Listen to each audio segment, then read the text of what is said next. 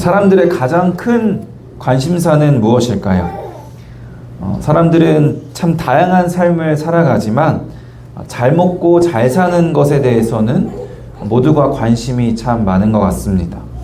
우리나라가 예전에 먹고 살기 힘들었던 시대에는 성공해서 먹고 사는 문제를 해결하는 것이 인생의 숙제였다고 할 수 있습니다. 먹고 사는 걱정을 안 하는 게 잘 먹고 잘 사는 것이었어요.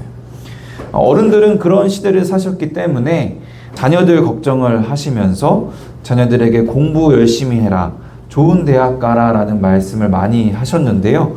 공부 많이 해서 좋은 대학 가는 게 그만큼 먹고 사는 여유가 있을 확률이 높아지기 때문에 결국에는 자녀들이 잘 먹고 잘 살게 하기 위해서 했던 그런 조언들입니다. 지금은 사실 성공해서 먹고 사는 문제를 해결해야 되는 시대는 지난 것 같아요.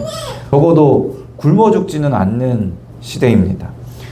물론 아직도 전 세계적으로 보면 먹고 사는 문제로 고통받는 이들이 있기도 하고, 또 심지어 우리나라에도 아직도 소수 그런 분들이 있기는 하지만, 선진국에서는 또 우리나라에서도 보면 오히려 가난한 사람들이 더 뚱뚱하다라는 그런 통계가 많이 있습니다. 저도 되게 가난한데 먹을 것이 없어서 굶는 것보다 다이어트를 고민해야 하는 것을 보면은 이 말이 참 맞는 말인 것 같습니다. 사실 먹고 살기 좀 나아지면 잘 먹고 잘 사는 고민이 없어져야 하는데, 역사상 어느 때보다 풍족한 이 시대에 전 세계에서 가장 풍족한 나라 중에 하나인 우리나라에서 여전히 가장 큰 고민은 잘 먹고 잘 사는 문제인 것 같습니다. TV나 유튜브에서 먹방이나 쿡방이 유행한 지는 벌써 10년이 지났어요. 유행하다가 시들겠지 했는데 먹방이나 쿡방은 여전히 인기가 많습니다. 이런 방송들을 보면서 여전히 사람들이 먹고 사는 것에 대해서 참 관심이 많다는 생각이 들었습니다. 예전에는 어떻게든 성공해서 먹고 사는 걱정을 안 하는 게 관심이 많다는 것이었다면, 이제는 무엇을 어떻게 얼마나 맛있게 먹고 살 것인가에 대한 걱정이 먹고 사는 문제에 대한 관심이라고 할 수 있습니다. 잠자리에 들면서 내일은 무엇을 먹을지, 아침에 일어나서 오늘은 무엇을 먹을지, 점심을 먹으면서도 저녁엔 무엇을 먹을지 고민하는 것이 아주 일반적인 일이 됐습니다. 물론 먹는 일이 우리에게 참 중요합니다. 음식을 통해서 몸이 잘 건강하게 기능하도록 영양분을 공급해 주기도 해야 되고, 또 맛있는 것을 먹는다는 것 자체가 우리에게 큰 즐거움이 되기도 합니다. 하지만 오늘 말씀을 보면요, 하나님께서는 우리에게 음식으로만 우리가 살아가는 것이 아님을 말씀하십니다. 본문 3절의 뒷부분 다시 한번 읽어볼까요? 사람이 떡으로만 사는 것이 아니요 여호와의 입에서 나오는 모든 말씀으로 사는 줄을 내가 알게 하려 하심이니라. 하나님은 우리가 음식으로만 사는 것이 아니라 하나님의 말씀으로 사는 줄을 알기 원하셨어요. 우리가 살기 위해서 몸의 양식만 필요한 것이 아니라 우리 영혼의 양식이 필요하다는 것을 알려주십니다. 우리가 음식을 먹지 않으면 어떻게 될까요? 몸에 영양분이 공급이 안 돼서 약해지게 되고, 그래도 계속해서 음식을 먹지 않게 되면 결국에는 죽게 되겠죠. 마찬가지로 우리 영혼의 양식, 우리가 하나님의 말씀을 먹지 않으면 우리의 영혼에 영양분이 공급되지 않아서 우리의 영혼이 점점 약해지고, 그래도 계속해서 말씀을 먹지 않으면 우리의 영혼이 결국 죽게 된다는 것을 우리는 알아야 합니다. 그래서 우리가 하나님의 말씀을 배우고 듣는 것은요, 그저 취미생활이나 종교생활이 아니라 우리가 살기 위해서 밥을 먹는 것과 같이 꼭 필요한 우리의 일상이 되어야 합니다. 그러나 우리는 쿡방, 먹방 보는 것은 즐기고, 우리가 무엇을 먹을지, 당장 우리가 예배 끝나고 점심은 뭐 먹을지, 저녁에는 또 집에 가서 뭘 먹을지 고민은 하지만 하나님의 말씀에는 그만큼 관심을 갖지 않습니다. 여러분 오늘 예배 자리에 나오시면서 우리가 오늘은 어떤 말씀을 함께 나누게 될까 기대하고 생각하며 오신 분 계신가요? 아마 없으실 겁니다. 매일 오늘은 우리가 무슨 말씀을 읽게 될까? 오늘은 또 말씀에서 어떤 맛을 느끼게 될까? 어떤 은혜를 누리게 될까 하면서 기대하며 살아가시는 분 계신가요? 음식에 대한 관심과 기대는 있어도 말씀에 대한 관심과 기대는 별로 없습니다. 그래서 우리는 말씀을 충분히 먹지 못하고 있어요. 우리의 몸은 튼튼해지고 살이 찌기도 하지만 우리의 영혼은 양식을 먹지 못해서 굶주리고 있습니다. 우리에게는 떡도 필요하지만 우리의 영혼을 위해서 하나님의 말씀도 반드시 필요합니다.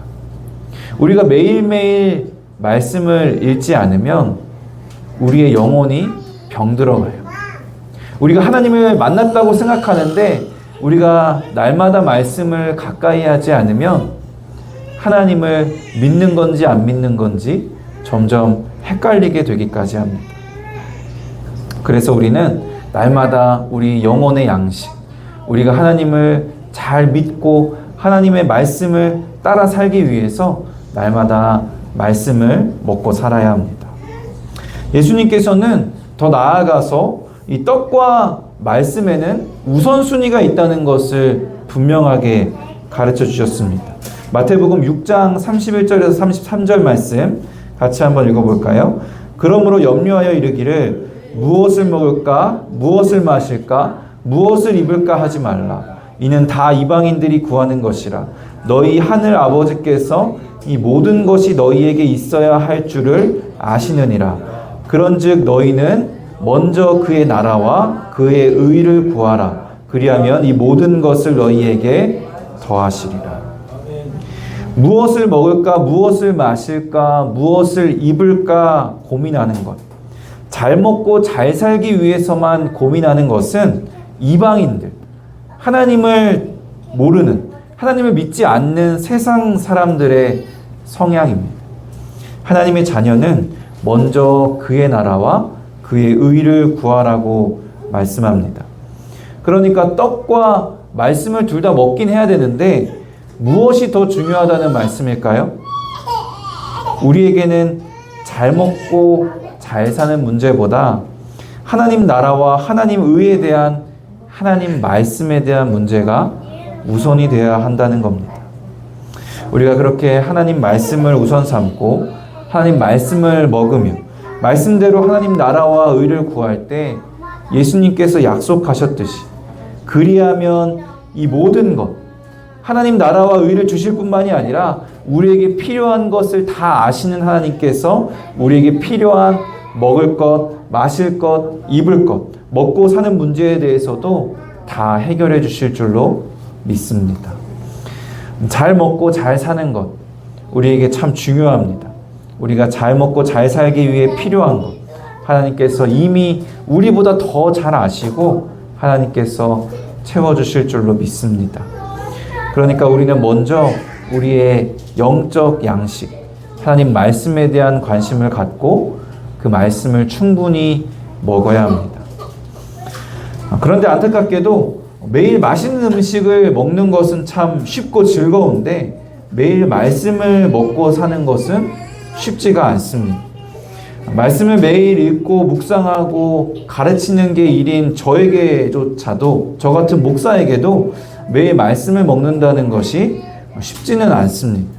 그래서 어떻게든 말씀을 꾸준히 잘 먹기 위해서 한 2달 전부터 제 아내랑 저희 어머니랑 저희 누나랑 넷이서 성경 통독 모임을 시작했어요. 그만큼 매일 말씀을 먹고 산다는 게 참 쉽지가 않습니다. 말씀이 맛있는 음식 같으면 굳이 통독 모임 같은 거 하지 않아도, 제가 말씀에 대한 강조를 이렇게 하지 않아도 각자 알아서 드시겠죠. 그런데 말씀은 맛있는 음식 같지가 않아서 노력과 의지가 필요합니다. 그런데 에스겔 말씀을 보면 에스겔 선지자는 말씀에 대해서 이렇게 말씀하고 있어요. 3장 1절부터 3절 같이 한번 읽어볼까요? 또 그가 내게 이르시되 인자야 너는 발근한 것을 먹으라. 너는 이 두루마리를 먹고 가서 이스라엘 족속에게 말하라 하시기로 내가 입을 벌리니 그가 그 두루마리를 내게 먹이시며 내게 이르시되 내 창자에 채우라 하시기에 내가 먹으니 그것이 내 입에서 달기가 꿀 같더라. 하나님이 주신 두루마리, 하나님의 말씀을 먹으니 입에서 달기가 꿀 같다고 말합니다. 사실 에스겔이 하나님께 받은 이 말씀의 내용 자체는요, 결코 달콤하지가 않았어요. 하나님께 순종하지 않은 이스라엘 백성이 멸망할 것에 대한 예언의 말씀, 그리고 이 예언의 말씀을 이스라엘 백성에게 전하라고 하는 하나님의 말씀이었습니다. 그런데도 에스겔이 이 심판에 대한 말씀을 먹었을 때 그 말씀이 너무 달콤했다고 하는 거예요. 왜냐하면 이 말씀 안에는 하나님의 사랑이 있기 때문입니다. 이 심판의 의도조차도 이 백성을 사랑하기 때문에 그들을 돌이켜 회개시키고자 하는 하나님의 사랑이었습니다. 우리가 말씀을 읽을 때도 그렇습니다. 노력과 의지를 갖고 읽어야 하지만 이 말씀을 통해서 하나님이 우리에게 주시고자 하는 궁극적인 메시지, 하나님의 놀라운 사랑, 하나님의 깊고 달콤한 사랑을 깨달을 때 우리는 그 하나님의 사랑과 은혜로 인해서 감격하게 됩니다. 그리고 그제서야 지루하고 재미없고 딱딱하고 무섭게만 느껴졌던 이 하나님의 말씀이 얼마나 달콤한지, 얼마나 달달한지를 깨닫게 됩니다. 심지어 그 말씀의 내용이 표면적으로는 달콤하지 않다 하더라도 우리의 죄를 책망하시고 우리가 앞으로 받아야 될 고난에 대해 말씀하시고 세상이 받을 하나님의 심판에 대한 말씀일지라도 그 안에 있는 하나님의 그 놀라우신 사랑을 발견할 때 우리는 에스겔처럼 그 말씀이 꿀같이 달다고 고백할 수 있을 겁니다. 오늘 본문을 보면요, 우리가 말씀으로 살아야 한다는 것을 만나를 통해 알려주셨습니다. 이 만나의 목적은요, 우리가 떡으로만 사는 것이 아니라 말씀으로 살아야 한다는 것을 알게 하려 하심이었어요. 여기서도 우리는 말씀의 성격이 무엇인지를 분명하게 알 수가 있어요. 만나가 어떤 것이었죠? 이스라엘 백성이 광야에 있을 때, 그 사막 한가운데 있을 때 먹을 것이 없는데 하나님이 이 200만 명이나 되는 백성이 사막에서 먹고 살 수 있도록 해주시는, 전적으로 하나님의 능력으로 주시는 하나님의 선물이었습니다. 하나님이 그 백성에게 주시는 은혜였어요. 하나님의 말씀도, 우리가 읽고 있는 이 성경 말씀도 이 만나와 같습니다. 광야에서 이 만나가 없으면 살 수 없었던 것처럼 이 세상에서 우리는 이 말씀이 없이는 살아갈 수가 없습니다. 살기 위해 아무리 노력해도 광야에서 먹을 것, 만나를 구할 수 없는 것처럼 우리의 능력으로는 이 말씀을, 그 진리를 우리가 얻어낼 수가 없어요. 오직 하나님의 전적 은혜로 하나님이 선물해 주시는 겁니다. 우리가 알 수 없는 그 하나님을 하나님 자신이 스스로 어떤 분이신지를 알려주시고, 우리가 알 수 없는 우리의 기원과 우리의 존재를 하나님이 만드시고 하나님이 다스리신다는 사실을 말씀으로 알려주시고, 죄로 인해 형벌을 받을 수밖에 없는 우리의 상황을 말씀으로 알려주시고, 또 그런 우리를 예수님을 통해 구원하신다는 사실을 말씀으로 알려주십니다. 이 말씀은 우리를 향한 하나님의 사랑 고백이고 우리에게 주시는 하나님의 전적 은혜입니다. 하나님의 말씀이 이처럼 사랑과 은혜이기에 너무나 달다는 것을 날마다 깨닫는 우리가 되기를 소원합니다. 날마다 주님이 어떤 말씀을 주실지, 또 어떤 은혜를 나에게 주실지, 달콤한 하나님의 말씀을 사모하는 마음으로 늘 말씀을 가까이 하고 먹을 수 있기를 소망합니다. 그러나 이 말씀이 입에서 꿀처럼 단 것에서 또 끝나는 것이 아니에요. 두루마리로 표현되는 하나님의 말씀에 대한 내용이 요한계시록에도 있습니다. 요한계시록 10장 9절 10절 같이 한번 읽어볼까요? 내가 천사에게 나아가 작은 두루마리를 달라 한즉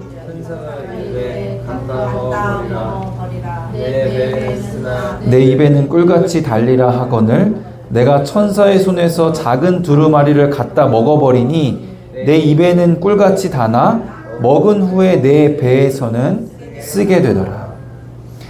입에서는 꿀같이 달던 말씀이 그러나 먹은 후에 배에서는 쓰다고 합니다. 하나님의 말씀을 우리가 깨달을 때 우리는 하나님의 깊은 은혜와 사랑에 감격하고 이 말씀을 달게 느낍니다. 하지만 우리가 또 이 말씀을 소화시키고 이 말씀대로 살아가는 것은 달지만은 않습니다. 때로는 너무 써서 고통스럽기까지 해요. 오늘 본문의 에스겔도 그랬습니다. 두루마리를 먹었을 때 꿀처럼 달고 참 좋았는데 그 말씀에 순종하여 하나님의 심판에 대한 말씀을 이스라엘 백성들에게, 유다 백성에게 가서 선포하는 것이 참 어려웠어요. 이처럼 입에는 꿀처럼 단 말씀이지만 이 말씀을 소화시켜서 말씀에 순종하며 이 말씀대로 살아가는 그리스도인의 삶은 결코 낭만적이지는 않습니다. 우리의 내면을 보면 우리 안에 죄가 너무나도 많아서 우리가 악하고 또 연약해서 이 하나님의 말씀대로 하나님의 뜻대로 살아가는 게 참 힘이 듭니다. 또 우리의 외적인 상황을 봐도요, 우리가 하나님 뜻대로 살아가고자 하면 세상에서 외면당하고 핍박받는 상황들이 생기게 될 수도 있습니다. 그래서 우리가 하나님 말씀으로 살아간다는 것에는 달콤함도 있지만 쓴 것도 있음을 기억하고 또한 마음을 단단히 먹어야 합니다. 그러나 이 말씀이 꿀같이 단 것에서 끝난 것이 아니었던 것처럼 또 이 말씀을 소화시키기에 쓰다는 것에서 끝나는 것도 아니에요. 에스겔 3장 14절을 같이 한번 읽어볼까요? 주의 영이 나를 들어올려 데리고 가시는데 내가 근심하고 분한 마음으로 가니 여호와의 권능이 힘있게 나를 감동시키더라. 말씀에 순종하여 말씀대로 사는 것이 힘들고 어려워서 근심하고 분한 마음이었던 에스겔을 여호와의 권능이 그를 힘있게 감동시키셨습니다. 하나님께서는 우리가 소화시키기에 너무나 쓴 말씀을 붙들고 고생하면서 힘들게만 살아가도록 내버려 두시지 않았어요. 소화시키기에 쓰지만 그 말씀을 따라 살아가려는 우리에게 성령 충만함을 허락하시고 말씀의 능력, 하나님의 능력을 주십니다. 그래서 우리는 말씀대로 살아갈 때 우리와 동행하시며 우리에게 능력을 주시는 하나님을 더욱 깊이 경험하며 살아갈 수 있게 되는 겁니다.